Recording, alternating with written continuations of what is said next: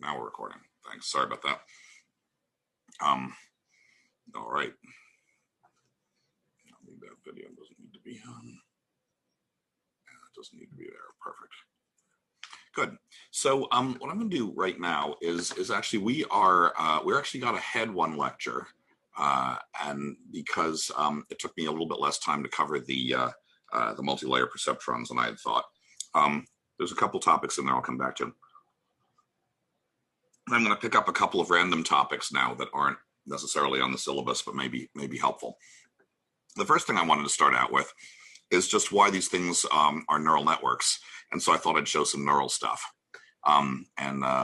This is, I'm going to show some slides from lectures that I gave in a different course a couple years back at USC, looking at motor systems. But what I want to talk about is the motivation for some of the neuroscience, with the relationship between neuroscience and some of these artificial intelligence points or algorithms. And in particular, there's a very close link between the LMS rule and the structure of the cerebellum. And so I figured I'd talk to you. I'll give some slides on that, and then I'm going to address some mathematical topics after that. So let me share the screen here, and you will then be able to see this. Here we go. I'll show you this. Go ahead.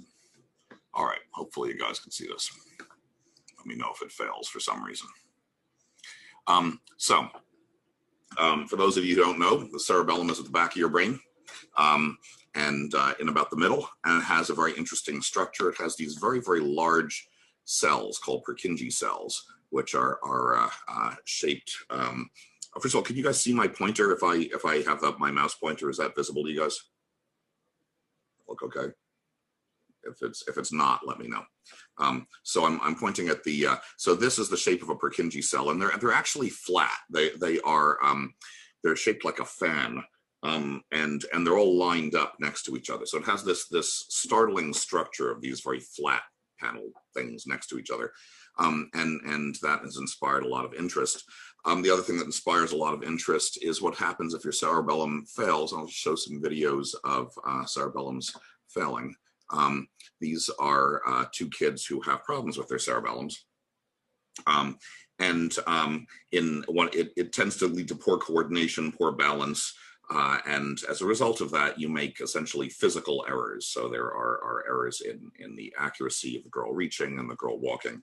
And this is another child who is trying to reach between 2 points, and she tends to go. What you'll watch is that she will go past my finger, or she'll sort of bang into it. She can't quite stop. So there's errors in calculation of the physics, errors in calculation of inertia, and the correct forces to apply to muscles.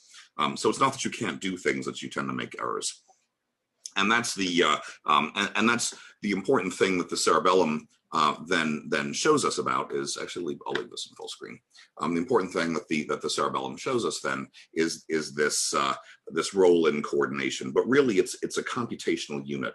That's not its only role. It has a role in language. It has a role in balance. It has a very important role in eye movements. And some people think there's some role in behavior. For instance, there have been cerebellar abnormalities that have been found in autism. So it's probably less that it's a motor organ in the brain than it's a computational organ in the brain, and it just sort of sits there and does a particular type of computation whenever it's needed. And so in that sense, it's like it's a neural network. It's a machine learning. It's not a machine. It's a biological learning system. But it clearly it learns and it adapts, and it adapts relatively quickly. The time it seems to be mostly involved in if you put a heavy weight on your wrist, it'll take you a few seconds until it starts to feel normal again, and you can move okay and you can compensate for that, but just a few seconds. And that seems to be your cerebellum doing that. If you don't have your cerebellum, it can take minutes or hours or days sometimes to compensate for that. It compensates for changes in eye movement. Every time you put your glasses on, the lenses bend the light that's coming in, and as a result, when you look towards something, how far your eyes have to move changes when you have glasses on, not with contact lenses, but just with glasses, because it's just changing how the light comes in and the angle it comes through your glasses. That compensation takes, again, usually a couple minutes, but then you're fine right afterwards. And in fact, it not only, after a while, not only does it compensate, but it learns that there are two states of the world, the glasses on state and the glasses off state. And after you've taken your glasses on and off a few times, you can now do it more or less instantaneously, and your eye movement control will compensate almost instantaneously for that. So it not only adapts to the environment, but it understands that the environment has different states, and it adapts to states of that. And it's really quite quick. So this is a typical kind of dynamics experiment that might have been done. These are people trying to make straight movements. They're holding on to a manipulandum. It's a sort of a robot, the end of a robot, and they try to make these movements starting at the center to 8 targets that are on the outside, and try to make it as quickly as possible. And what happens is that the robot then starts to push you in a way that's like a circle. It actually pushes you perpendicular to whatever movement you're going in, almost as if you're in some kind of a strange magnetic field. And this is a difficult thing to do. And so what will happen is that on the left column, well, you'll see 2 subjects. The first 4 is one subject. At the top, you see their normal behavior, and then when you first turn the robot on, it pushes them out of the way, and they make mistakes, and they have to compensate for it. But after a while, and it can be a while, it can be a couple of hundred practice trials, they start making straight lines again. And then if you suddenly turn the robot off, you go back in the other direction because you weren't ready for it. But then after a little bit of practice there, you get better at that again. And in the right columns, so that the last 2 groups of 4 on the right show 2 patients with cerebellar injury. And those patients don't have that behavior. They're just as bad no matter what. Like they don't seem to, they don't compensate for the field. They don't learn it. And they don't have this sort of after effect where you kind of go the opposite way. And that's after a few thousand trials. A few thousand attempts to make straight movement. So that's the kind of thing that the cerebellum does. It also seems to do this sort of prediction. Is very important.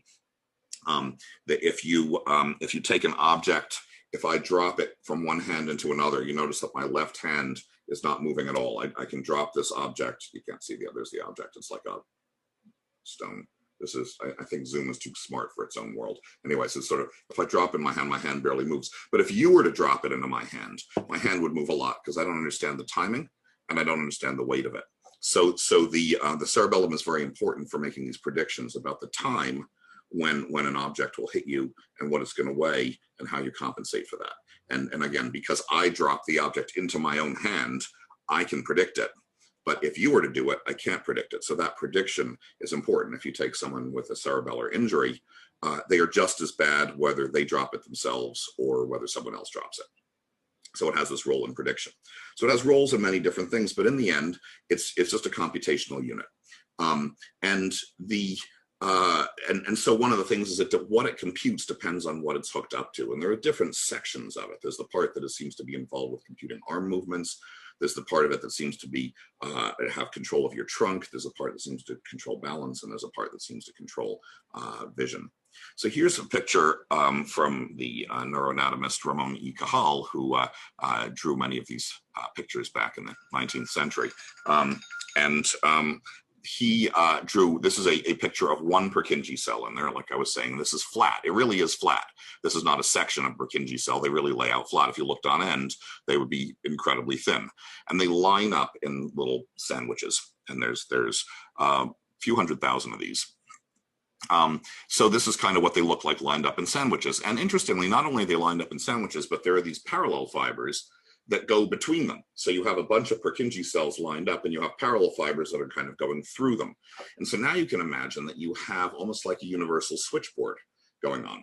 And this is so this means that the signals come in on the parallel fibers, and the Purkinje cells can listen to all of those parallel fibers. And from that, by listening to it, they can decide which ones they want to pay attention to. And they do. Those synapses, the synapses that connect the parallel fibers to the Purkinje cells, are in fact plastic. They learn over time. And then each Purkinje cell sends an output, which comes out of the cerebellum and goes to affect the rest of the brain.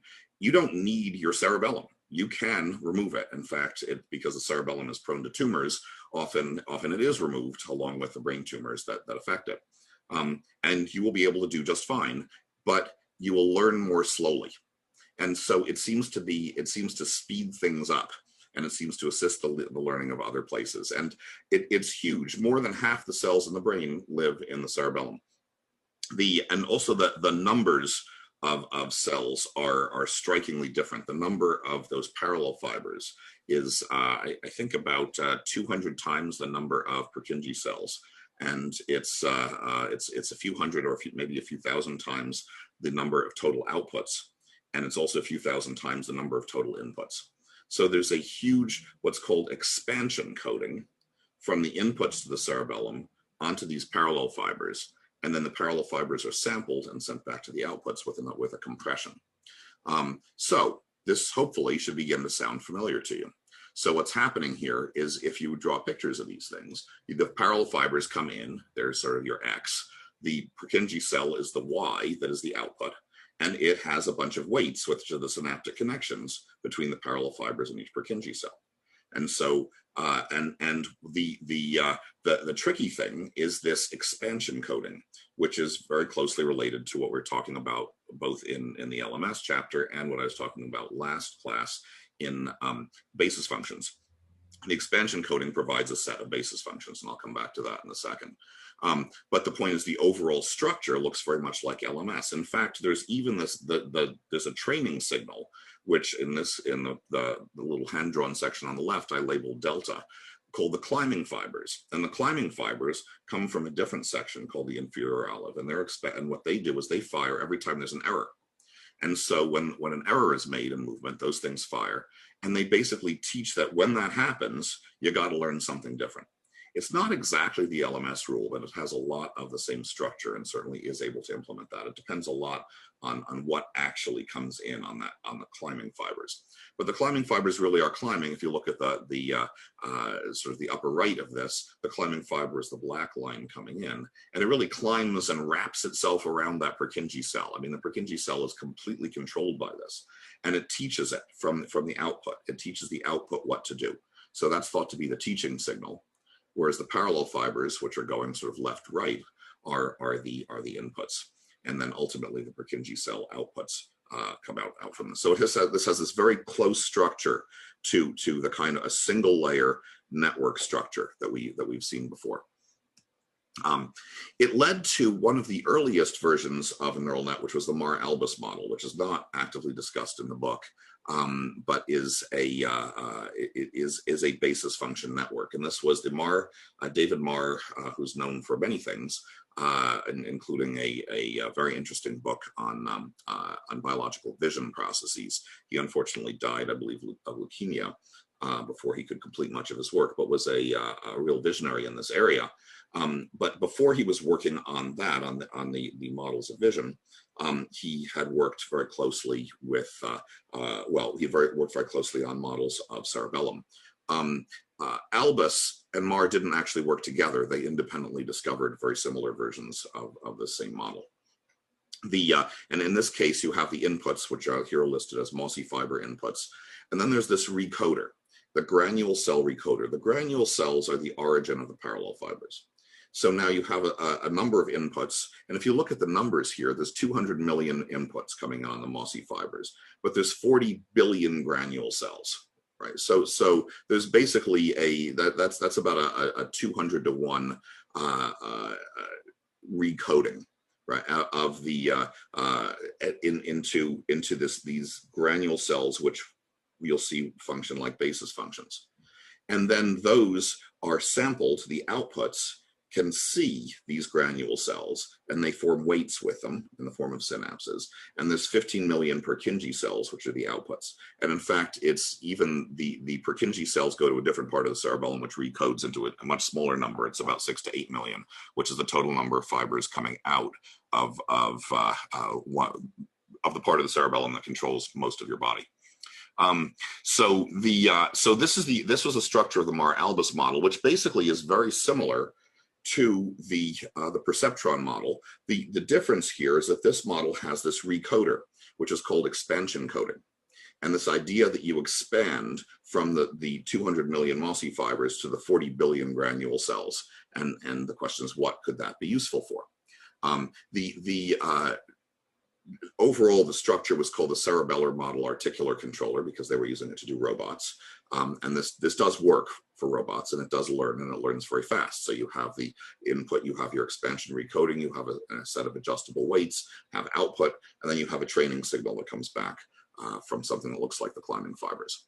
So that's the overall structure of the cerebellum. And now I'll talk a little bit more about the math behind this. But are there any questions so far on that?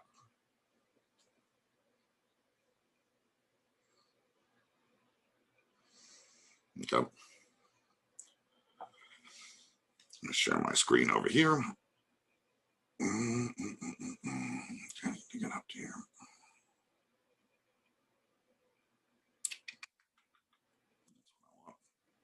Okay. So let's get this. So here's the Marr-Albus model. Now, let's think about what this actually looks like in terms of coding and where this thing came from. So we're back to basis function approximation. And the point here of the basis function is the Marr-Albus model, again, you have a small number of these mossy fibers coming in. Those things synapse and essentially they synapse on a huge number of granule cells. So there's a very large number of these granule cells which lead to the parallel fibers. And then you have your Purkinje cells which sample that and send the outputs out, right? So if I wanted to redraw that as a network, I would draw it as a small number of mossy fibers in. I'm going to have a large number of hidden units here. And I'm going to have a small number of outputs there, which have some kind of weight vector, right? So that would be the overall sense. And then this weight vector is trained just the way the climbing fiber here provides training to the Purkinje cell there. Okay, so this is it's a very classic structure, and the question then is what happens at this initial input coding, right? So that initial input coding is what we've written up here as our basis function coding. And what this allows it to do is a cerebellum could do nonlinear things. And what kinds of nonlinear things it has to do? It has to solve physics, right? It has to basically invert Newtonian mechanics. Because as I showed you before, the reason that those girls were having trouble moving is that they couldn't calculate, they were making errors in the calculation of the mechanics, so the forces that needed to be applied in order to accomplish certain kinds of movements. So now, in the CMAC architecture, so you could you could think of there's different kinds of basis functions. As I mentioned last time, the choice of basis function has a big effect on your generalization and the class of functions that you're going to use. So in the CMAC architecture, it was very interesting. They chose random binary basis functions. Binary because they correctly noted that in biological systems, the information is coming in as spikes. A cell either fired or it didn't. So you could represent that as binary. On the other hand, some of these cells clearly represent data in other ways, including bursting. They can have bursting. They can have the rates may matter. The interspike intervals may matter. Someone was asking what is CMAC. It stands for Cerebellar Model Articular Controller, and it's the Marr-Albus model. Okay. So CMAC is the Marr-Albus model. It's actually Albus's name for this. Yeah. So, but again, this was using random binary basis functions. Interestingly, now you think, well, oh my God, we spend so much time thinking about the nature of these basis functions, and now you're telling me you could just make them random. Well, it turns out random is often very clever. Random is a choice, and it may lead to some very strange behaviors in terms of generalization, but it may also lead to some very good behaviors in terms of your ability to calculate things. So one idea, suppose X itself is binary, and sigma is a random binary function of X. That's like a hash function, right? We're just basically hashing these things. And that can be very important. If X is binary but large, for instance, 20 million dimensional, you can't possibly encode all possible nonlinear, all possible binary functions of that. There's way too many of them, right? But you could take a random set of those things and create a hash function. And that hash function may tell you a lot about what the original input is. The point is just you need a unique combination of outputs for each possible value of X. That's what hash functions do. they can say, okay, I'm going to take in this file that may be a megabyte in size. I'm going to hash it down to, you know, a couple hundred bytes. But if I have only a few hundred files and each one ends up with a different hash function, then I can recognize which is which, right? I can uniquely separate them, and I could perhaps act on them, right? So if I see if I need to respond to different kinds of threats in my environment, I could encode them as hash functions and then just respond to those hash functions. As long as I don't have two different things in the environment that end up triggering the same hash function. But these random functions have a very low probability of that happening, so it's not a bad way to do it. And that was the basis behind Albus's model. He thought that the CMAC encoding was probably random. Now, that's based on if it's binary. It actually turns out that if you look at the way the mossy fibers come in, they seem to come in groups of 4, and they form these little sort of glomeruli out of which a parallel fiber will emerge, right? And so they do seem to come in groups of 4. There's lots of this same set of 4 could go to a different one and create another parallel fiber, and it could go to a different one down here and create another parallel fiber, right? But the point is that they seem to come in groups of 4. And the other thing is that if you look at the rates on these, the rates do seem to reflect physical variables: speed, force, acceleration. There seem to be variables that come in on those things. And so if you imagine that at this point these nonlinear functions phi are perhaps polynomials, right? Maybe they're multiplying these things. So if I have x1, x2, x3, and x4 coming in, maybe this is x1 times x2 times x3 times x4, and maybe another one is x1 times x9 times x10 times x240 or something, right? You could imagine different groups of 4 or less than 4 coming in, or maybe it just is, you know, x1 squared. So you could imagine different things like that where these would branch off and form essentially random 4th order polynomials. And it does seem to be 4. Like there's a little bit less, some 3, some 5 or 6, but most of them are 4, which is striking. Again, this is the regularity in the structure is amazing. But one of the things that's interesting is that motor control has, you know, position, velocity, and acceleration, and usually there's some degree of force coming out as well, which of course is closely related to acceleration. But there's also force measurements coming back in the stretch. And so the essential variables for control of movement generally will live within 4th order polynomials, and most of the equations of Newtonian mechanics are 4th order or less. So one of the theories is that random combinations of 4th order polynomials are in fact the right answer for motor control. And that's actually kind of what you'd want to do if you don't know in advance. So rather than trying to figure out Newtonian mechanics from scratch, you say, hey, here's a menu of polynomials. You pick the one that gives you the answer you want, right? And the Purkinje cells are going to pick it by strengthening the synapses to the that come from the polynomials that are helpful to them. And you can modulate those synapses. Are they stronger? Are they weaker? But I'm glossing over a lot of detail here. They're inhibitory cells. The synapses actually decrease. There's lots of differences in the way it works. But from the point of view of the computation that's going on, you could think of this as pulling together 4th order polynomials. So again, it's a very powerful basis set, right? We've created a basis set.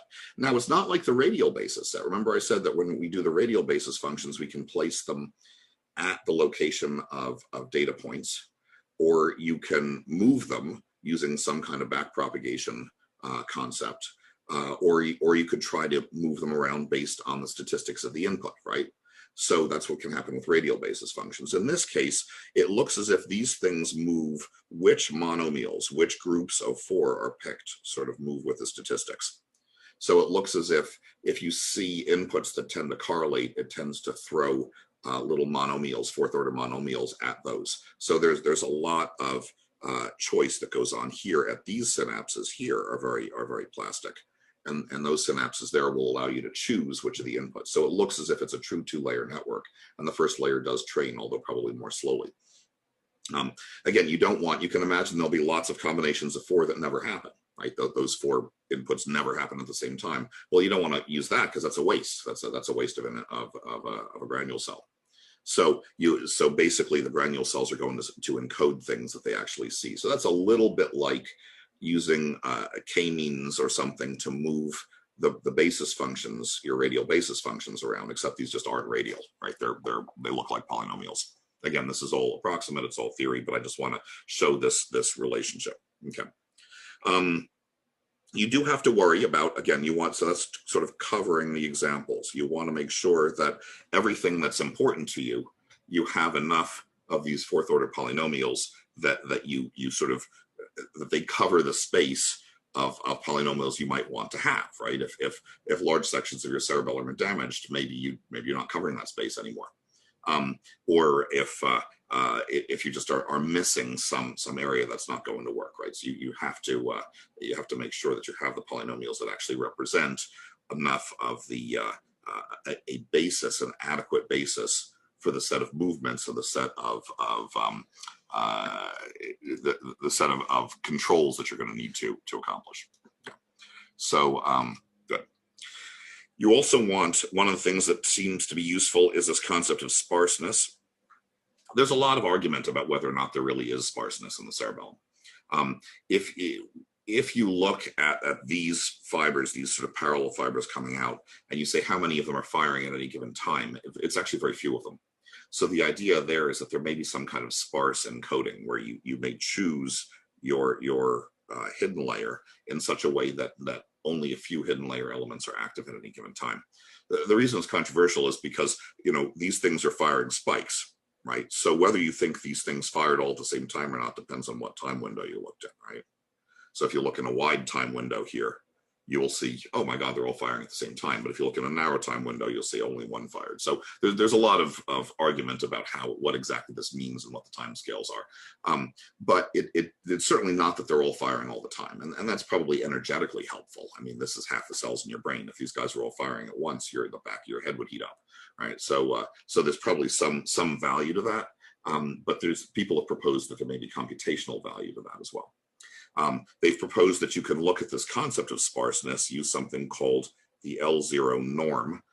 This is not, I put the norm in quotes, it's not really a norm, but you can count the number of non-zero elements. So remember, we had the L1 norm is the sum of the absolute values of the elements.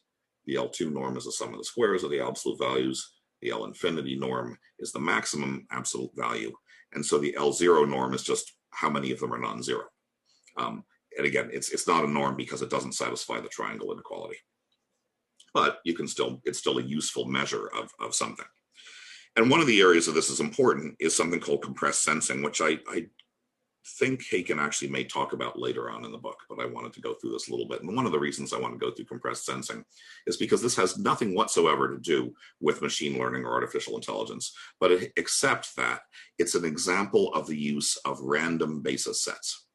And I think it gives some insight into that. And again, what I'm trying to do is give you guys some insight into this idea of, how do you choose basis functions? And sometimes, like I said before, you'll choose ones that are smooth or that have band limited properties, but there's situations in which random sets are useful. This is not, compressed sensing has representations as networks, but is not typically, it's not typically brought into these courses, but it's a very important issue. So I don't know how many of you have seen compressed sensing. It's commonly used in camera technology. It was based on the idea that you can encode images you can compress images and get near exact, they're not exact reconstruct, they're slightly lossy reconstruction of images, but with very, very low bit rates, based on the fact that images have a lot of structure in them. So if you, for instance, if you tried to encode everything in the image, you want to be perfect. First of all, you need to sample above the Nyquist rate. You need to sample sufficiently frequently that you'll get all the frequencies in these things, and you will have to sample at enough points, enough pixels in the image that you can reconstruct it. And what was noted is that you don't really have to do that. If you sample random pixels from the thing, you can often figure out what it was. Just like if I hand you a photograph of that you're familiar with, like maybe a photograph that you took, even if it's one of 10,000 photographs you took, and I show you only a small piece of it, you probably know what's in the rest of that picture because you know what those photographs were because you took them. So the point is you don't need to recognize and ultimately to reconstruct things, because there's a small set of data sets, because the data set is smaller than the dimensionality of the space that the data lives in, then you don't have to, you don't necessarily have to say, list every pixel in that image. Okay? So here's the way these things work, which is, suppose X is sort of the thing that you care about. Maybe that's the image that arrives on your retina or the lens of a camera or something. But we're going to assume that X itself lives in some Hilbert space. So it can be where it's built up. So X, and I wrote X of t here. T could be any variable. In this case, we can do this as if it's a one-dimensional rather than an image. Maybe it's a function of time. But you could imagine if t were a two-dimensional variable, then X would be an image. But we're going to say that in this, it's built in some way out of other functions in the Hilbert space. Usually in compressed sensing, you don't have to do this, but in compressed sensing, usually you assume these coefficients are sparse in the sense that most of them are zero, and that's why this issue of the L0 norm is important. There are sets of coefficients, there's sets of functions here for which that tends to be true. People spend a lot of time studying this over their classes of functions for which images tend to be sparse. But it's based on the assumption that most things in the real world are generated by low-dimensional phenomena. That if I'm looking at a crowd of people and I'm looking at a, I've got a 4K video of a football game, so that there's a lot of people standing, a lot of people sitting in the stands watching the game. The number of pixels that needs to represent that is much higher than the actual number of people there. So that I could explain all those pixels if I could explain the individual people, so that the actual generators of the image are lower dimensional than the image itself. And that's kind of what that idea is. But there's lots of possible generators. Like there's lots of people that could have come to that game that weren't there, right? And so those are all the zero coefficients because they weren't there. They stayed home. They watched on TV. Whereas the people who were physically sitting there are there, and they explain the image. So there's this assumption of sparseness, and that's why this idea of an L0 norm comes in. Now here's where the fun begins. You encode your input with a random weight matrix W. So now I'm going to encode, so W is actually random. Has nothing to do with this basis set, okay? In fact, it's a good idea if it really has nothing to do with that basis set. So you really want this to be very different. And again, this is behaving a little bit like Albus's cerebellar model, like the CMAC. I'm going to take these inputs, and in this case, I'm going to sort of select them. Now, this is I'm writing these as functions, but of course, this could just be a vector operation too. If X were binary and W were binary, it could be a bunch of different things. But I'm now going to pull out each of the outputs has a different sort of random weight function. So if I were to draw that, X might be coming in like this. Maybe that's X of t. And then I could have, this is W1 of t. And I could have some other thing there, W2 of t. And, I might have a bunch of these things. Maybe I designed them, maybe I didn't, right? And I take my input function, I multiply times each of these, basically the dot product, and I take the integral, right? And then I will get, from each of those, I will get out a y, y4, y3, y2. So I will get these numbers out. And those are these numbers here. And it's basically random, right? But what am I doing? I'm kind of hashing, right? I'm kind of hashing X. I'm creating Y as an encoding of X that is kind of a hash function. It's saying, okay, I'm going to pick one from here, one from here, one from there, and I'm going to, and if I pick that, if W, the less W has to do with X, the less that these random weights are related to the structure of the image, the more likely it is that no two images will have the same hash code. There are real theorems about this, but that's basically the way to think about it. So if these W functions were, blobs or edges or faces, then two different images might activate the same one, or would have some likelihood to do that. But if these W's are just random collections of pixel values, then in fact, it's much less likely that two images will activate the same one. And if two images do activate the same one, it's very unlikely those images have anything to do with each other. Like they may be very different in other ways. So if I have face detectors and two images both activate a face detector, they may both be of faces, right? And so, and then if I have sort of tree detectors and grass detectors, things that make a lot of sense, it's very likely that two images that activate the face detector may also activate the tree detector. And so now, even though I've got a bunch of these Ys, I may end up with the same hash code, the same function, well, with the same output for two different images. But if those detectors have nothing to do with each other, this is just like, I got a bunch of bits in this corner of the image, I got a bunch of pixels in that corner of the image, I got a bunch of pixels spread out, then even if two images activate one of these exactly the same, it's very unlikely they'll activate the others exactly the same. So it's much more likely to split images apart. And that's the point, which is because you want to store it. Now, when you store these things on the memory card in your camera, you don't want, the picture of your aunt and your grandmother to look the same, to end up having the same storage, because you can't tell them apart. You want it to look different in storage. Okay. So the storage process is very fast, right? This process of calculating these Ys is very, very fast. These Ws are fixed, and those live in the camera on the chip. So now the camera can just take lots of pictures and store it this way, and the storage is much less. It can be incredible amounts of compression. What's tricky about this algorithm is the decoding is a slow process. What the decoding is, and I'm now going to use some of our terminology, but what you can imagine is that you're just going to plug this X into there, right? And now I'm going to use this kind of terminology. So the terminology, the way I could write this thing up here as C transpose phi, right? So I'm going to write that down here. And then I could write this thing here as Y equals W transpose X, or the inner product of W and X. The reason it's sort of the inner product of, is W is a matrix, right? Because I've got more than one output. So W here is actually a matrix, and it's a matrix of functions. It's a set of functions, but if this were in vector space, it would be a matrix. So that for that reason, I'm going to write it using the inner product notation here. So then I can write this statement here: W equals Y is equal to the inner product of W and C transpose psi.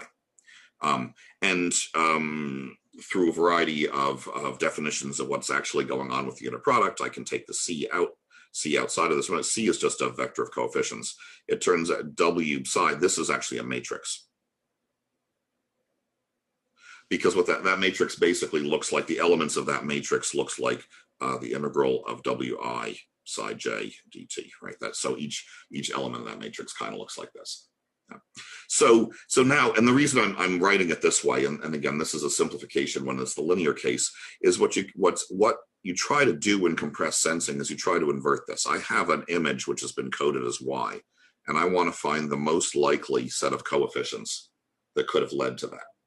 If I can find these coefficients, then I can reconstruct the image. So as written here, this is a linear matrix. This is a matrix, so I could just invert that matrix, right? And in the simplest case, that's what happens. In more complicated cases, these encodings may be nonlinear, so that may not be invertible. But in the simplest case, that's a matrix. In more complicated cases, it would be more correct to write this, that there's two transforms. There's a W transform of some form, and there's a psi transform, which is then applied to C, right? And what you're trying to do is you're trying to find the most likely C, given the observation of Y. So you want to essentially the expected value of C given Y, right? If it were linear. The problem is you want to find the expected value of C given Y that also minimizes the L0 norm of C. So you want to find the one, because we made the sparseness assumption.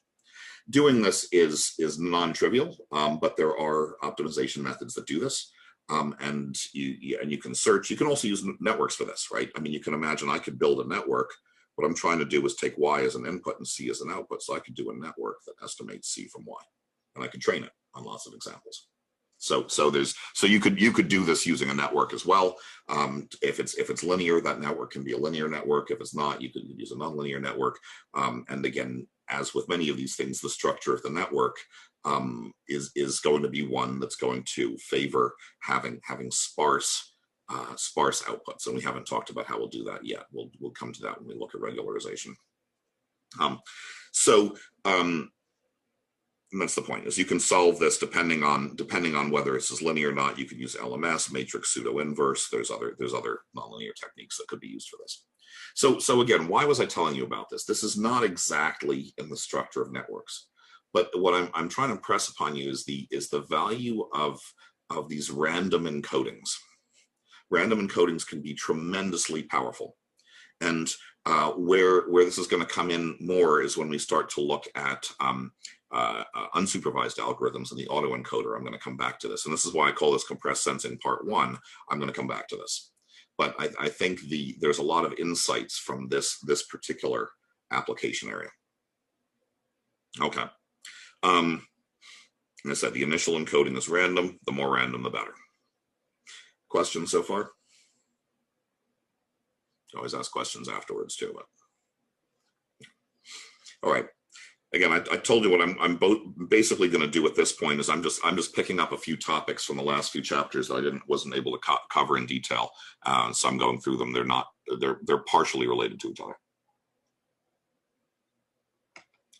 just to get us back on track for the next with the syllabus. There was the VC dimension that was mentioned in the in the multi-layer perceptron. This is I just took a page out of Wikipedia here for the terminology, just because it's exactly what I was going to write. So how does the VC dimension work? The idea here, let's let H be a set family, which is a set of sets, and C is a particular set, and then we take the intersection of them, which means basically what this is the intersection of each H with C. So you've got, H is H1, H2, H3. These are all sets. That's H. Here I've got C, and I'm just going to intersect every single one of these things with C, right? H1 intersects C, H2 intersects C, and so on. And maybe another way to picture this would be that suppose that now we draw this as a bunch of, so C is let's take this to be C, and maybe it's got a bunch of points inside this set, right? And then this bigger thing is H. C doesn't have to be within H, but let's suppose it is. Now I've got all these other sets, and I've got sets here, sets there, within H. And I want to say, the set C is shattered by H, this term is shattered, if there is some intersection, if all the subsets of C, if I can generate all the subsets of C by intersecting with something in H, right? So again, if this is C, it's got, actually I don't have to draw it like that. Suppose C just has 3 points to it. What are my subsets of C? I've got this, that, and the whole thing, right? Those are my subsets of the set C, right? And so what I want to say is do there exist sets within H that generate every single one of these subsets? And they can be bigger, right? So you could have a set within H that is this and includes something else, right? And I could have another subset with a set within H which has, this and some things. But as long as there's subsets within it's things within H that if I intersect H with C, I get all the subsets of C, then I can essentially shatter it. Right? So what that tells me is that there's enough. If I handed you any subset of C, I could use H to pull that subset out. So in particular, if I told you that there was a subset of C that I had assigned the value 1 to, and everything else in C I'm assigning the value 0 to, it says that there are sets within H that can pull out just the ones and leave all the zeros, right? So now if I tell you, okay, here's C again, It's got 3 points. And I'm going to assign a 1 to that and a 0 to that and a 0 to that. And I want to say, can I find all the 1s? I can do it because there's something within H that can pull that out, right? Can I find all the 0s? I can do that too because there's something in H that can pull all that out. So because I can separate, I can fracture, because I can pull out, I can use H to separate any subset of C.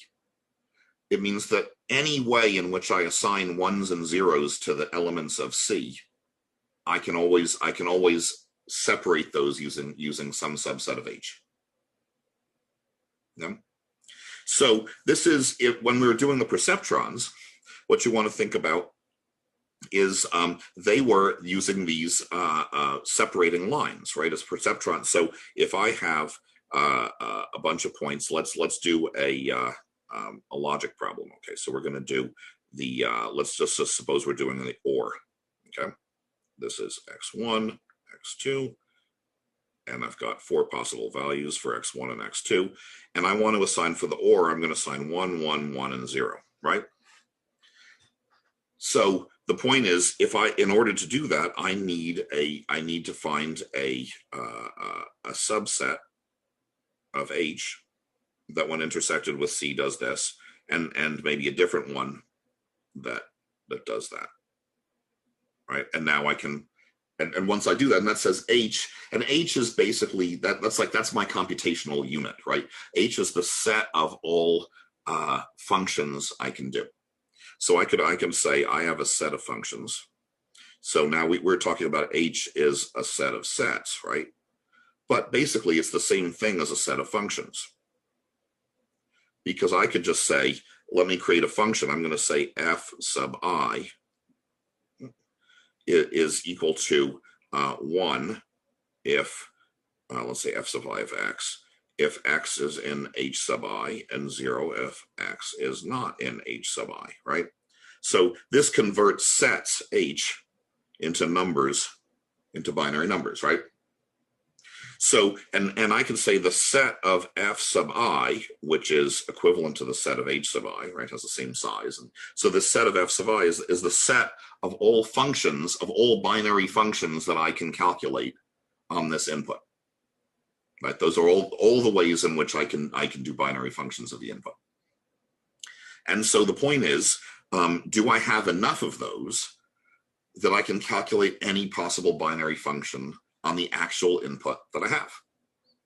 So now let's go back and look at the perceptron. So in the perceptron case, what can I do? What do my sets look like? So H in the perceptron case looks like I just have a dividing line, right? So the sets are basically half planes, but I can move this wherever I want, right? I can choose the angle of that line, but that was the only thing that the perceptron can do, right? It can choose the angle of that line in the space, and so the sets I have are one side or the other of this line. So I can separate things that can be separated by lines that way. Right. So if I have if I have a set of 2 points, so I've got a point here and a point there, right? And this is a 0 and that's a 1. That separates this very nicely, right? And no matter how I assign things to 0 or 1, I can do this, right? Because that's a 0, that's a 1. I can separate it. If I assigned it the other way, and I said, okay, this is a 1 and that's a 0, that's fine too. Or if I had, if they were both 1s, I would just put them on the same side of the line. Or maybe if they were both 0s, I could put them on the other side of the line, right? I can move for any set of points, no matter how, or, another way to draw this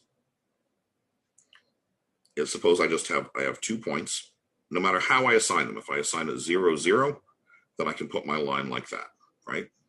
If I assign it 1, 1, then I can put my line like that, right? And if I assign it 1, 0, I can put my line like this. And of course, finally, if I did it the other way and I assigned it 0, 1, I can put my line like that, right? So the sets the set H that perceptrons, that linear perceptrons is capable of generating, is fractures 2 points, right? No matter how I assign binary values to those points, I can always separate them, right? I can always get all of them into a set and label it completely correctly, right? So you can say the set of sets that are generated, for the perceptron, the set H is equal to the set of all half planes, right? That's basically the set of half planes. And so the question is, what can be separated by half planes? Okay, I can separate 2 points. I just showed you I can do that. Turns out I can do it for 3 also. So if I have 1, 2, 3 points, obviously if they all have the same label, it's easy, right? I just do that, right? So now that's trivial.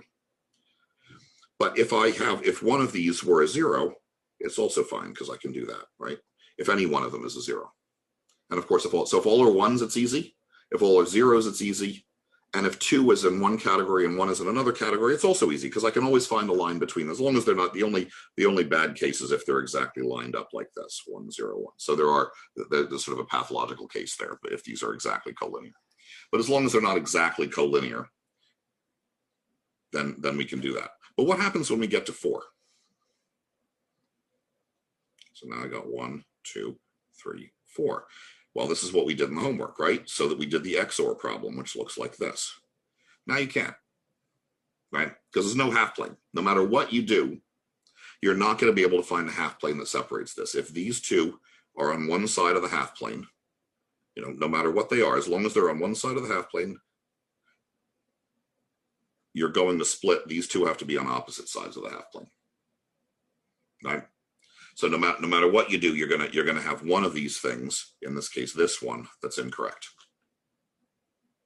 And of course, you can prove that mathematically, but the point is that the perceptron cannot fracture sets of 4 points. The VC dimension is the largest number of points you can fracture. So the VC dimension of a perceptron is 3. Okay? Now, how useful is this as a concept? Do people go around calculating the VC dimensions of things? Well, absolutely not, because this is a theoretical concept. For one thing, we're usually not talking about fracturing points. These Boolean functions are helpful, but not that helpful. For another thing, you usually can't calculate the VC dimension of things like a multi-layer perceptron. It's not a number that's known. Just because there's a very large set of possible functions, and there's lots of ways in which you could put points down on a hypersurface. So in general, it's hard to calculate these things, and they don't give you all that much additional insight. The important thing is it's a measure of the calculation ability of a network. Remember when we were talking about the complexity. So we're talking about the bias variance dilemma, or the bias variance trade-off, or minimum description length. Right? You talk about the idea that when you encode something, you encode the network. How complex is the network, and how complex are the errors that the network makes? So the more complex the network is, the fewer errors it will make on your training set, but the worse it will generalize. The less complex a network is, the more errors it will make, but the better it will generalize.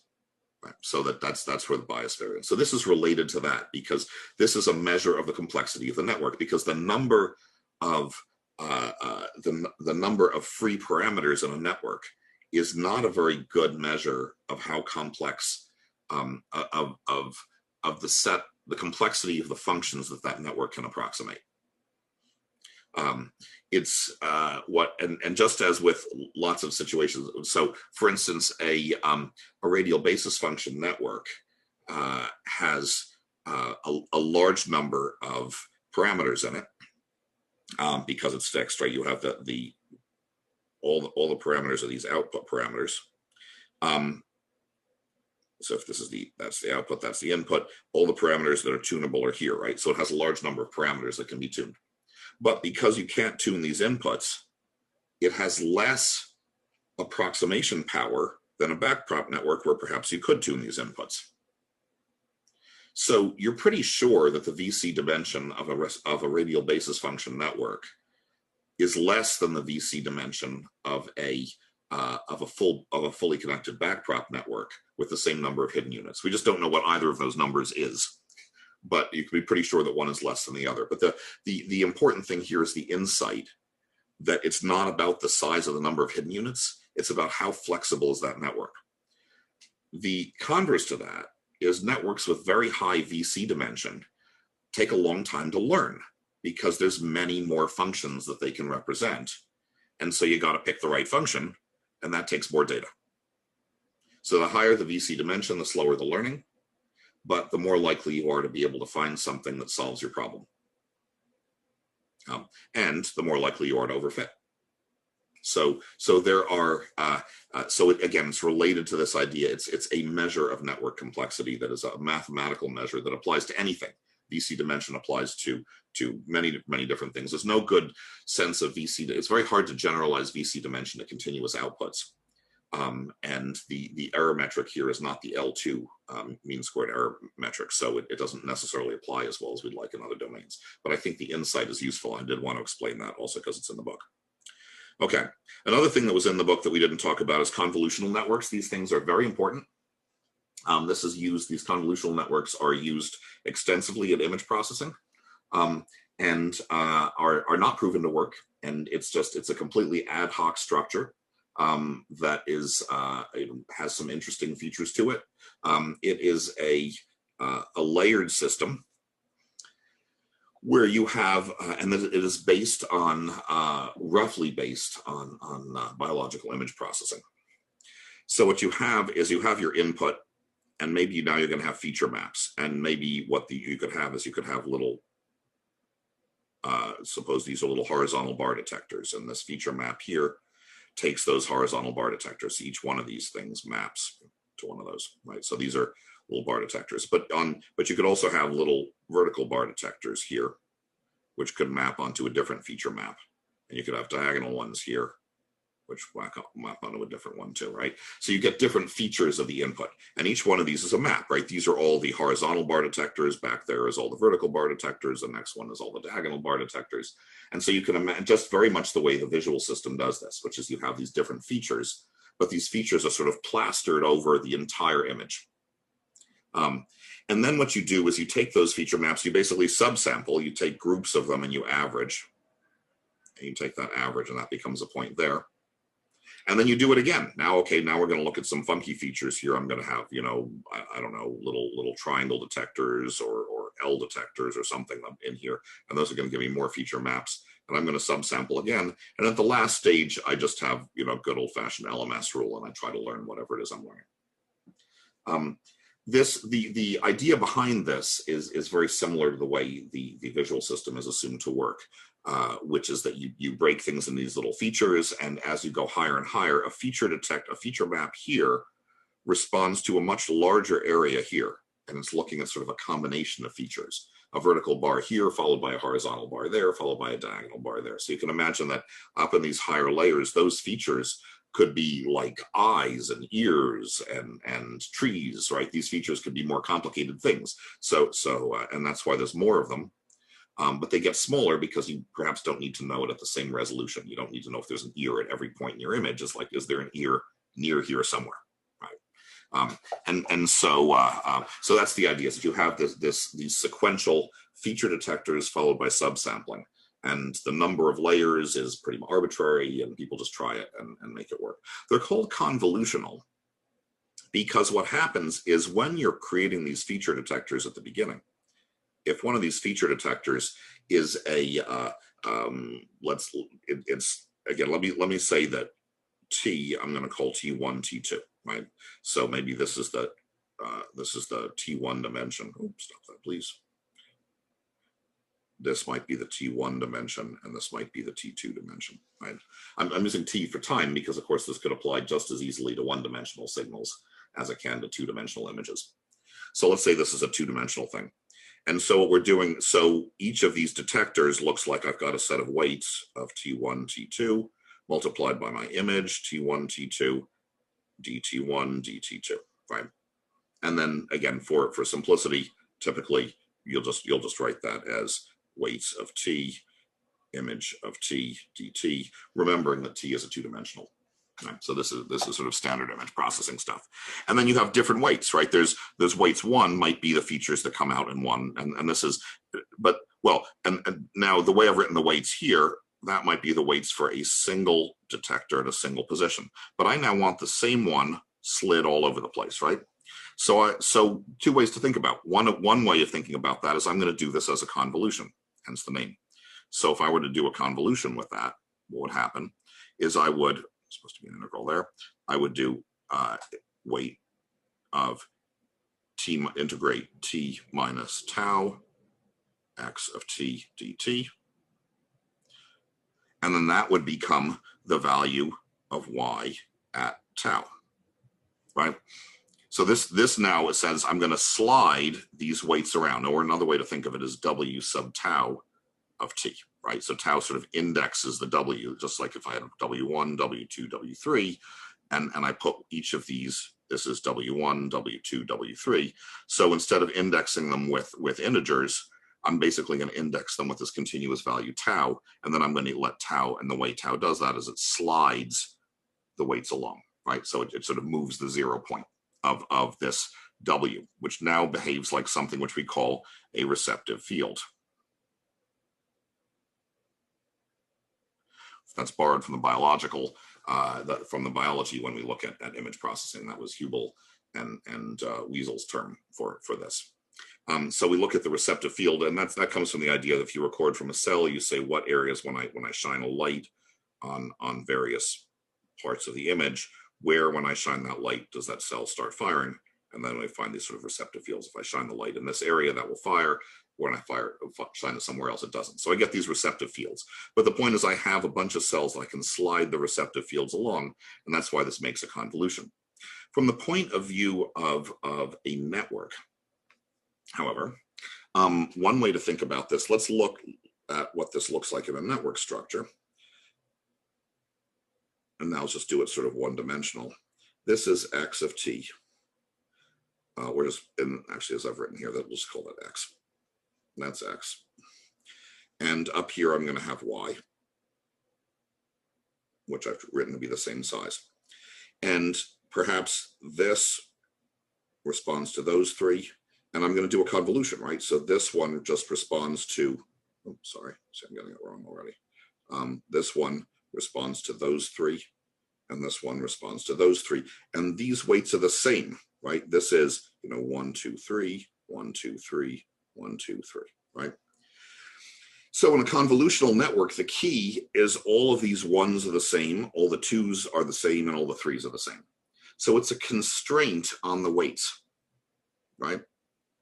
So the difference between the convolutional network and a fully connected network is in the convolutional network, I've said, okay, this is a constrained weight. And if we actually look at the full network from x to y, x equals w, y, where w is a matrix, and you draw out w, what you're going to find is that as long as you index the, I'm sorry, I got it backwards, and y equals wx, each point y, so let's do this again. Let me look at this in a one-dimensional case. Each point y responds to little areas of x nearby, right? So this point responds to a little bit of x nearby it, and this one responds to a little bit of x nearby. It doesn't have to be nearby. Again, they don't have to be local, but they almost always are. So let's suppose it is local like that. That means that if we look at this matrix, W, this is X, this thing is Y, equals this times X, right? So what's going to happen is that the things along the diagonal are going to be non-zero, right? Because this part of Y responds to this part of X, and this part of Y responds to this part of X. So only things along the diagonal are going to be non-zero, and things off the diagonal are going to be zero. So the constraint for a convolutional network is that the matrices are close to diagonal. Like if in a two-dimensional case, it ends up being block diagonal, but in the one-dimensional case, it's easier to see this. It'll be diagonal. So in a convolutional network, this is a weight constraint for nearly diagonal matrices. That's not how it's implemented, right? You could implement these things by actually forcing these matrices to be approximately diagonal. It's not just diagonal, actually. It's that everything along the diagonal is equal, right? That as you go down the diagonal, these numbers are all equal. So it's actually a bigger constraint than just that it's diagonal. It's actually, the term is Toeplitz.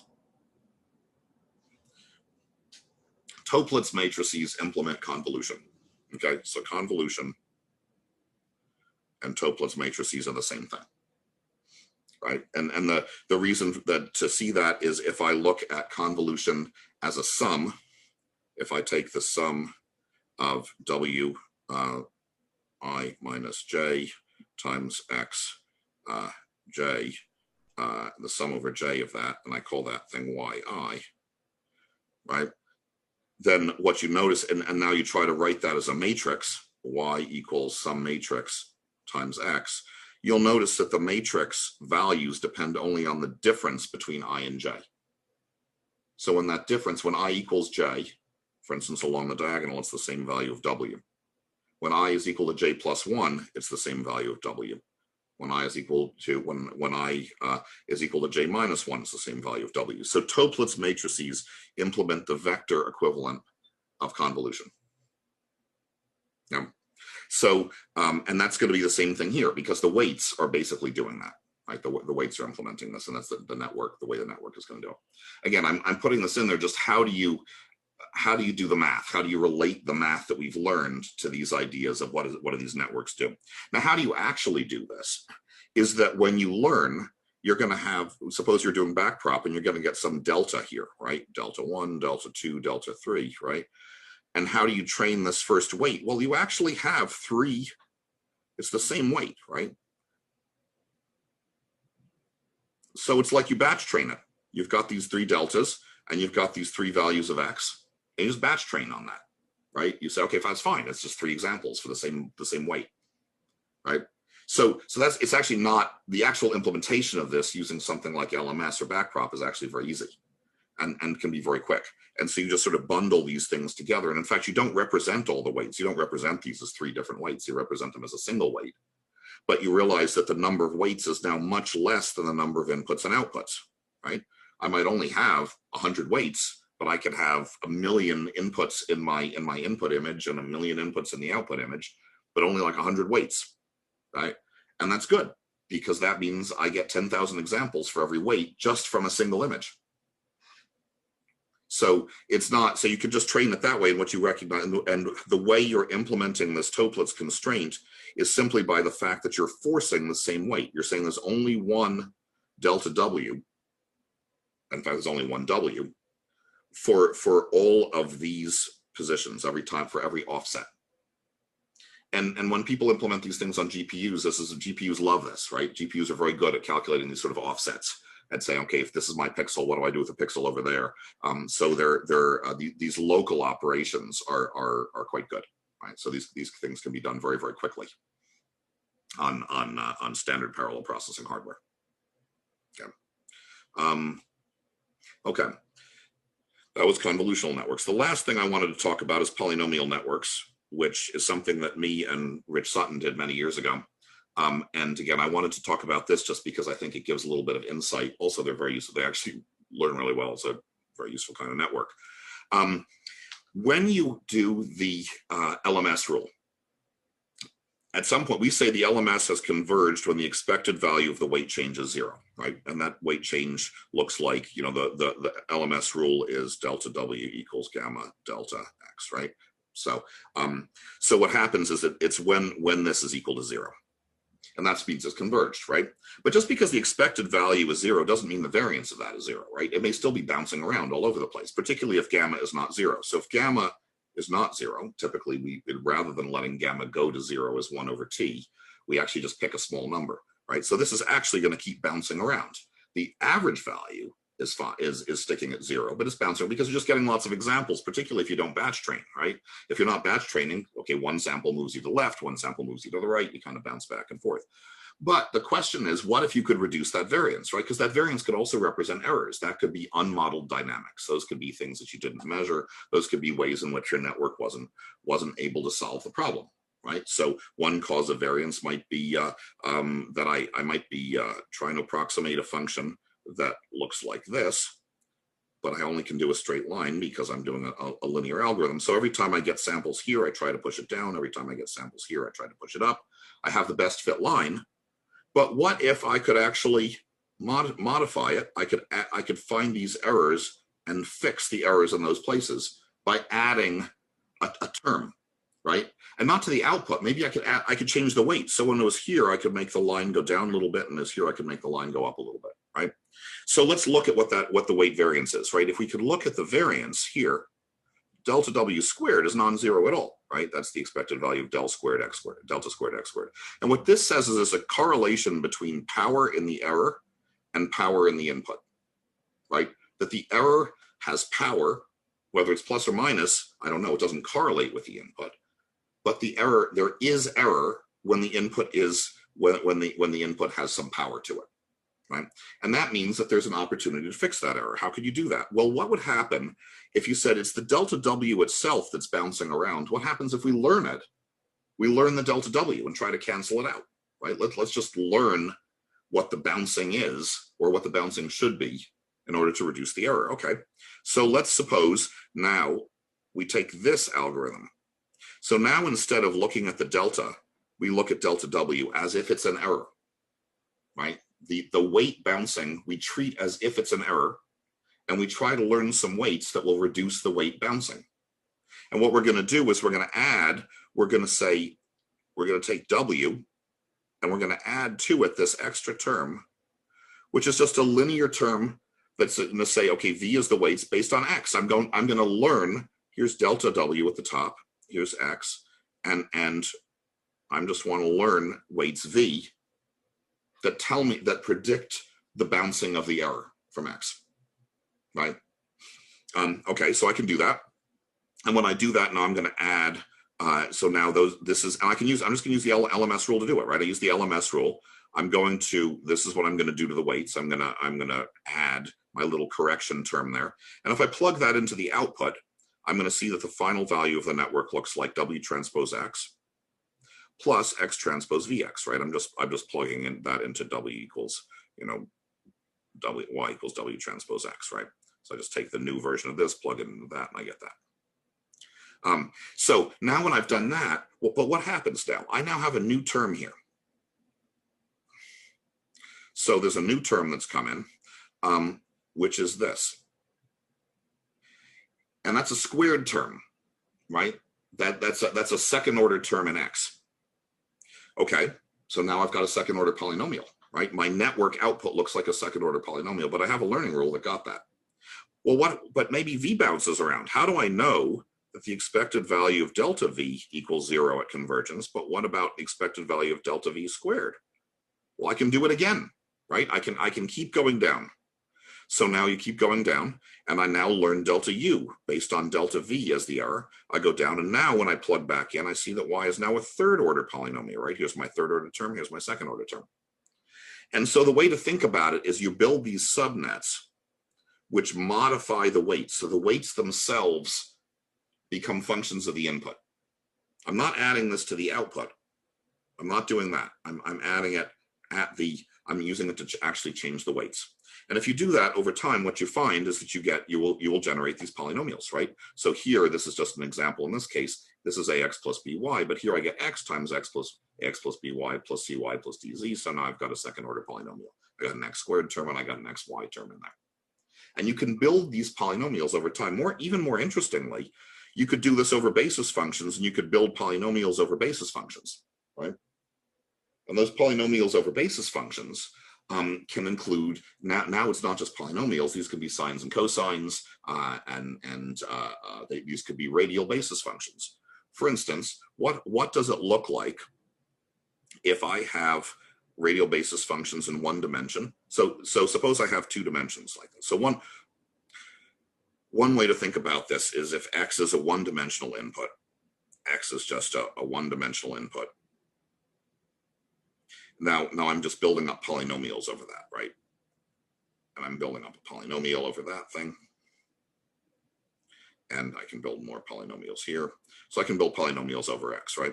But suppose that x is a two-dimensional input. So suppose x is two-dimensional, and that's fine too. So instead of, I could build a polynomial here based on x1 and correct it based on x2, a different dimension of the input. I'm including new information. It doesn't have to be, you don't have to use all the information at every level, right? So suppose that now I'm trying to approximate some function in a two-dimensional space. This is x1, x2, and I get a point here, and I get a point there, and I get a point there. Well, I could just put radial basis functions along this dimension, right? That'd be fine. In 2 dimensions, they look like this, but I only have a single point at each, so I'm fine, right? I'll be able to calculate that function. That function that's eventually approximated is just going to look like it's just going to be like that, but it's going to look the same thing everywhere. But suppose that now I get another point here that has a different value. Okay, well, now what I want to do is I want to drill down there and put a circular basis function there that's going to correct it. Now, the interesting thing about that is that if these are Gaussian basis functions, the product of this basis function and that basis function is a little circular basis function, right? The product of that and that will give me this. So what you can do here is this allows you to drill down with higher specificity in dimensions. So rather than building, for the same example, I would put basis functions here. When I get that, I put another one there. It says when I have this, I have this, this, and this. I put one like this, one like this, one like this, and put a correction here.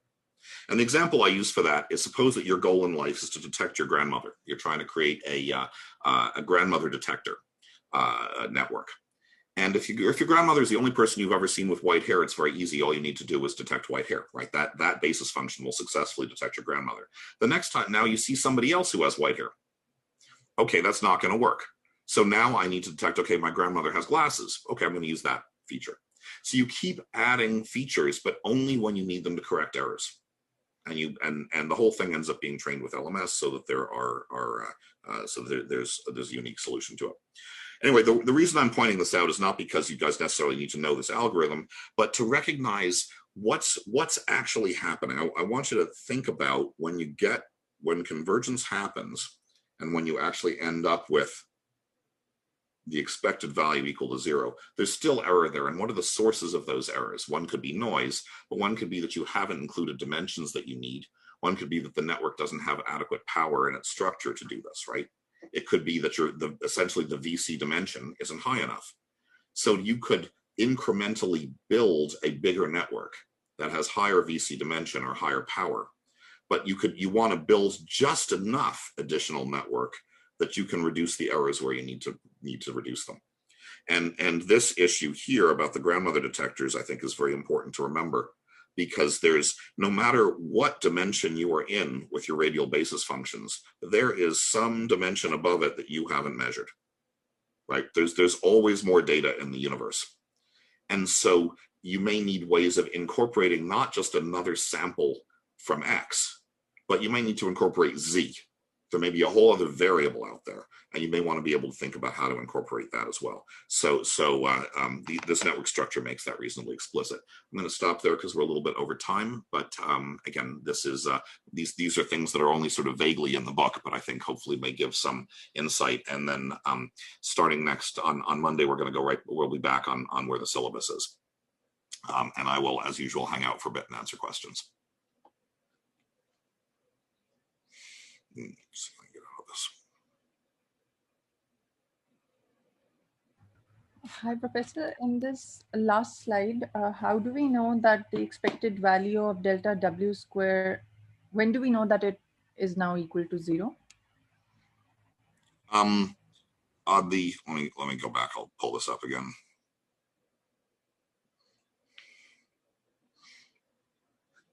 I'm going to turn off the recording button.